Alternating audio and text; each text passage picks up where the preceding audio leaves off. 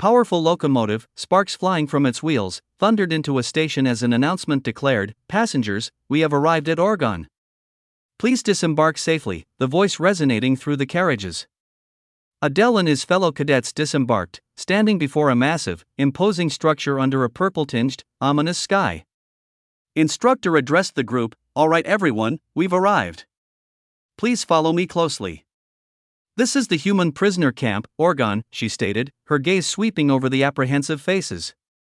Observing the heavily fortified, cage-like structures, one cadet remarked on the intense atmosphere, while another voiced unease, asking if they were really doing training here because he had a bad feeling about this place, his voice barely above a whisper. A woman with striking features and a confident smile, possibly an instructor, confirmed, "Yes, this is your training site, Orgon," adding reassuringly, "There aren't supposed to be any battles, so don't worry much," though her eyes held a glint that suggested otherwise. Adele, however, remained skeptical, thinking internally, saying that while knowing exactly what's coming. That's a twisted hobby if he's ever seen one, a cynical thought that he kept to himself. As they approached, 3 stern-faced guards in dark uniforms with red armbands blocked their path, one of them demanding, "Are you from Saitan?" his voice gruff and suspicious. Instructor calmly replied, "Yes, here's our permit," holding out the document, while Adele noting internally that the guard seemed to be at an instructor level, the pressure coming off him being no joke, a palpable force. The guard verified the permit and instructed, "Verified. Please follow me," his tone leaving no room for questions. Another figure, perhaps a guide or lower-ranking guard, gestured, "All right, come this way," beckoning them into the shadows. The cadets followed, walking through dark, oppressive corridors. A large, centipede-like creature scurried across the floor, unnoticed by most, but faint, desperate pleas echoed from unseen cells, such as, "Please save me. I don't want to die," one voice choked out, followed by another, "Please, let me out," the words filled with despair. One of the horned cadets looked around uncertainly, while another asked nervously, "What is this place?" her voice trembling slightly. Another cadet, covering his nose, complained that it smelled weird in here, with his companion adding that it felt like something was about to jump out, his eyes wide with fear. Adele, observing their reactions with a slight smirk, thought, "Looks like they're finally reacting," a grim satisfaction touching his mind. Samuel then addressed them coolly, "Stop loitering in front of me and move along," his voice sharp, Adele noting internally that Samuel didn't seem fazed at all, concluding, "He's a strange one, that's for sure," as he continued to lead the group deeper into the ominous facility. As the cadets ventured deeper into the ominous Orgon facility, Adele reacted to some unseen stimulus with a surprised look. But then instructor informed all students, "We've finally arrived at the training site," her voice cutting through the tense silence. They stood overlooking a vast, multi-tiered prison complex, the purple-tinged atmosphere heavy with despair. Adele, noticing the shocked expressions on her classmates' faces, said grimly, "This is Orgon's true nature." Hell, the word hanging like a shroud over them. Images flashed of emaciated, bloodied prisoners behind bars, their forms barely human. The confident female instructor appeared, explaining, "As you can see, this is a prison for humans who attack the demon realm. Every human here has murdered at least one demon, hardened criminals. Some were even pregnant women or children," she stated, her voice clinical. She gestured towards a chained, gaunt prisoner before them, continuing with a smirk, "You're probably curious what your training will be. Watch closely, everyone," her eyes glinting with anticipation. Dark, swirling energy enveloped her as she approached the terrified prisoner, who let out choked sounds of pure terror. Grabbing his face, she commanded, "Now, swallow quietly." "It'll be over quickly," as a glowing blue orb materialized in her hand, pulsing with malevolent energy. The cadets watched in horror, one girl covering her mouth as the prisoner let out muffled cries of agony. Suddenly, the prisoner screamed as his body dissolved into black particles, splattering onto the stone floor with a sickening sound that echoed in the sudden silence. Adele flinched, uttering a disgusted sound under his breath. The instructor, her expression smug, explained the task simply, "All you have to do is kill a human in your own way." "Simple, right?" she asked, her gaze sweeping over their pale faces. Several cadets immediately retched, the sight and sound too much to bear. Adele, however, remained oddly unaffected, his expression shadowed as he thought, even after witnessing such a cruel death, he feels oddly unaffected. It's probably because he's become synchronized with Adele, a chilling realization. He reaffirmed his resolve: no matter how much worse things get, his goal won't change. He would survive until the end, fix this damned world's ending, and fulfill Adele's wish. This silent vow steeled his composure. The instructor then turned to Adele, now identified as the class president, and asked coolly, "Class president, do you have any last words?" her tone challenging. Adele, as the class president, approached a cell where a gaunt, chained prisoner cowered. Holding a wicked-looking, glowing dagger, Adele remained silent for a moment before asking calmly, "Anything you want to say before the end?" his voice devoid of emotion. The prisoner, his eyes blazing with hatred, spat defiantly, "My only regret is not being able to kill more of you maggot demons. We humans will wipe out every last demon," he roared, his voice hoarse but filled with conviction. Adele, his face impassive and spattered with blood from the previous execution, drove the dagger into the prisoner without a word. Internally, he noted, killing him after hearing that made it all the more satisfying, a dark thought that flickered through his mind. Turning to the instructor, who observed from a short distance, Adele asked, "Is that good enough?" his expression unreadable. The instructor clapped slowly, remarking, "Perfect," her lips curling into a pleased smile. She then addressed the remaining cadets, "Now, like your class president, enter a cell and begin the training," her voice echoing with authority. However, she quickly added, half-demon cadets, please step aside for a moment," her sharp eyes singling them out. The pink-haired girl, Luna, and another male cadet looked visibly distressed by this sudden distinction. The instructor directed them, "Please stand over here," gesturing to a specific area. Adele observed, "Only the half-demons are being separated? So there are more than just him and Luna in this class. But Luna looks really unwell," he noted with a detached concern. The instructor then revealed with a cruel smile, "You cadets here have specific prisoners to kill," her words dripping with malice. She gestured towards a line of kneeling, emaciated figures. Adele recognized them instantly, his expression hardening, realizing, these prisoners are half-demons, a fact that sent a chill down his spine.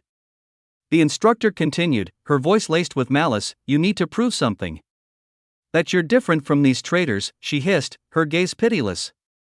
One of the male half-demon cadets, his face contorted with rage and perhaps fear, suddenly screamed, "Do you know how much we've suffered because of you?" and brutally kicked one of the half-demon prisoners with savage force. Another joined in, yelling, "Why, you deserve to die. Just die," his voice cracking with a mixture of fury and hysteria. Adele watched this horrifying scene unfold, his expression grim as he thought, "So it's begun," the air growing heavier with each passing moment. A distant, chilling screech echoed through the prison, underscoring the grim reality of their training. As the other half-demon cadets brutally attacked the prisoners, Samuel, his eyes glowing with an eerie green light, unleashed a monstrous, shadowy green entity, commanding it, "Devour them," his voice resonant with dark power. The entity lunged towards a terrified prisoner who shrieked in terror, a sound abruptly cut short. Luna, the pink-haired girl, cried out in anguish, clutching her head as tears streamed down her face, overwhelmed by the brutality. Adele observed Samuel's actions, noting internally that Samuel wouldn't need to kill them like that with his magic, questioning if he was that eager to tear humans apart, or if this was some kind of display. Luna continued to sob, clearly distressed by the violence unfolding around her. Adele noted, Luna's completely broken down. If Instructor Idea takes notice of her like this, it'll be bad, a pragmatic concern surfacing. Fran approached the instructor, addressing her, "Instructor," her voice calm and measured. The instructor, her arms crossed and a knowing look on her face, turned her attention to him, an eyebrow raised. Fran then posed a question, "As long as she kill using her ability, I pass, correct?" seeking clarification on the parameters of the test. The instructor confirmed, "Well, yes, technically," a small, almost imperceptible smile playing on her lips. With an unwavering gaze, Fran said simply, "Understood." The Fran then commanded one human, "You are now bound to me, kill the human beside you," her tone absolute and devoid of warmth. Fran, without hesitation, extended her hand towards a terrified, emaciated prisoner, whose eyes glowed with a menacing pink light as Fran's power took hold. The prisoner shrieked, and another cried out, "Don't do this," their plea lost in the oppressive atmosphere. Fran remained impassive as the prisoner choked, life ebbing away. After a moment, Fran asked, "Is it done?" her voice flat. The instructor replied, "Yes, you pass. We can fix the softness over time," her assessment clinical. Adele, observing Fran, noted internally with a slight hint that Fran didn't seem to lack hatred towards humans, but she was more soft-hearted than he expected, a surprising observation. The instructor then turned her attention to the last remaining half-demon, addressing her, "Now then, only one left?" "Cadet Luna," her voice like ice. Luna gasped, her face pale and tear-streaked, still trembling uncontrollably. The instructor, with a cruel smile, commanded, "Prove who you are," her voice cracking like a whip. Adele watched grimly, thinking that if Luna couldn't complete this training, the consequences would be dire. Luna, her eyes wide with terror, whispered, "No. She can't do it. Please. Just let me out of here," her plea a fragile sound in the face of such brutality. Luna collapsed to her knees, her voice filled with despair as she cried out, "Pathetic." Tears streamed down her face as she lamented that because of a man not even worth calling father, she had come all this way to avenge her mother who had lived a hellish life. But ultimately, she couldn't do anything, her hands clenched uselessly as if mocking her own helplessness. Adele approached and gently asked, "Are you all right?" Luna looked up, startled by his sudden presence, and questioned uncertainly, "Adele?" He smiled reassuringly and said, "Please wait a moment. I will assist Miss Luna with her training." Turning towards a grotesque, bound figure, likely a prisoner, Adele announced with calm determination, "Now, let's begin." Luna stared, wide-eyed and shocked, her breath caught in disbelief. Adele then presented Luna with a wicked-looking dagger. As he handed it to her, he explained that while fear was natural, she had to do this. Luna, trembling with terror, took the dagger, her hand shaking uncontrollably. Adele gently placed his hand over hers, urging her to relax, softly assuring her, "If you keep moving forward like this, you'll be fine." Luna gritted her teeth, her face contorted with immense internal conflict. Tears welled up in her eyes as she struggled to find her resolve. Adele gently patted her head and offered a simple, comforting, "Well done." Then, with a slight, knowing smile, he remarked quietly, "That could have gone very badly." Elsewhere, Instructor Idea stood with her arms crossed, her expression stern as she declared, "It's obvious what happens to a half-demon who can't kill a human. At best, expulsion, at worst, something far worse." She approached Adele and Luna, her tone sharp and disapproving. "I don't understand what you were thinking, class president." Adele remained silent while Luna looked on nervously. Idea continued, "You're not expecting her to pass after that, right?" Adele, however, smiled confidently and declared, "No, Cadet Luna passes." Idea's expression twisted in disbelief as she snapped, "What did you say?" Adele calmly explained, "You clearly said that if we kill a human using our ability, we pass. Cadet Luna is the only healer in all of Saitan. I helped her because I recognized the value of that talent." Idea scoffed, laughing dryly. "Ha, unbelievable. So by that logic, you're saying you wouldn't help a cadet without talent?" Adele affirmed coolly, "Of course. If they have no talent, I'll leave them behind." A subtle, calculating smile played on his lips as he spoke. Idea's expression hardened. She remarked coldly that he only remembered what he wanted to remember, but she would be sure to remember those words. She then announced she would go check on the others and instructed them both to wait there.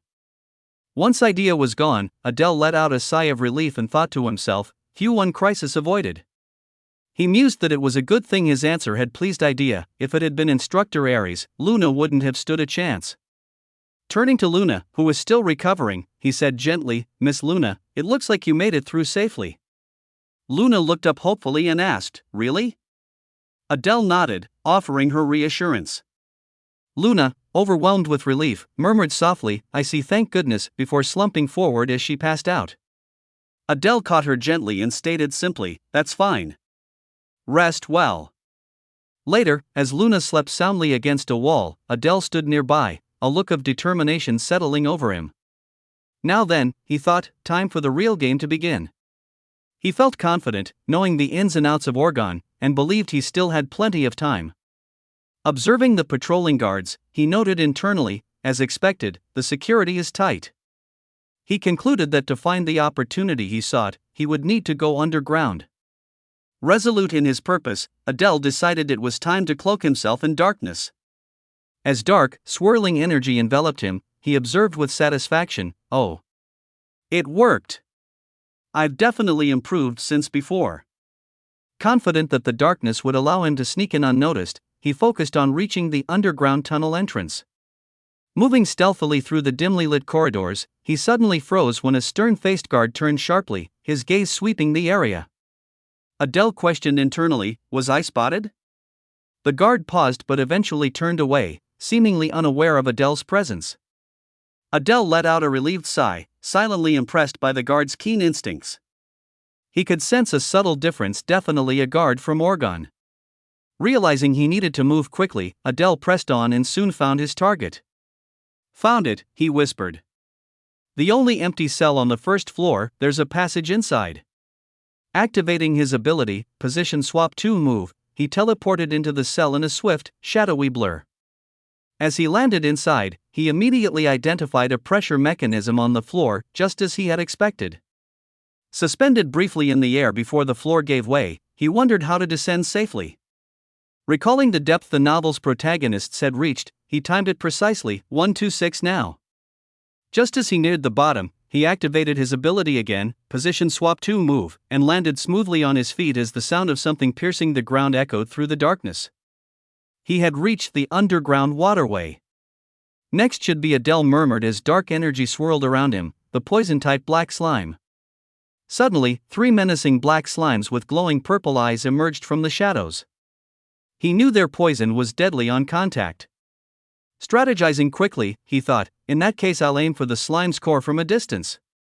With a sharp, focused movement, he unleashed his ability, Fong of Darkness, Black Blade VB. Several blades of dark energy sliced through the slimes, striking their cores with precision. Knowing their weakness made the black slimes easy to deal with. Standing at the edge of a dark, murky body of water, he muttered, "Now I just have to go under this water." With a soft splash, Adele plunged into the water, sinking deeper into the unknown. As he descended, he recalled that, according to the novel's protagonist, the final resting place of the great evil was supposed to be here. But he questioned internally, the great evil? I never wrote anything like that. He remembered this was the place where a demon who had led a rebellion centuries ago had been sealed. So does great evil mean a demon even the Demon King couldn't handle, he wondered. Well, I'll find out once I get there. Emerging from the water, dripping and breathless, Adele looked around and questioned, "Is this the place?" Before him, chained to the wall, hung a grotesque white skeleton. He quickly identified the pulsating heart within its ribcage. That heart inside the white skeleton, it probably holds the opportunity. I'm finally about to get it. Reaching out with quiet confidence, his fingers inched closer.